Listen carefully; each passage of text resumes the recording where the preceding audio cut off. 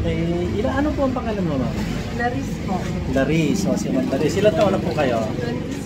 26. Ba't po kayo nagpunta rito? Ano po yung ano mo? Ano po yung pinaalis?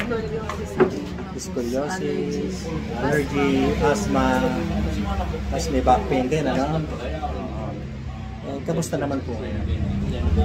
Pagkatapos, maginawa na. Yung paghinga nyo, mas malalim, ano? Eh, yung rhinitis nyo, yung baradong ilong. Yung paghinga, mas okay. Medyo masakit lang po yung procedure natin, ano? Pero okay na po yung paghinga nyo. Tapos, ano pa ba yung problema nyo? Back pain, wala na rin. Tapos yung scoliosis, straighten na rin. Dati nakahugot letter C kayo, no? Ngayon, hindi na. Gano'ng katagal po yung ginawa sa atin? Mabilis lang, ano?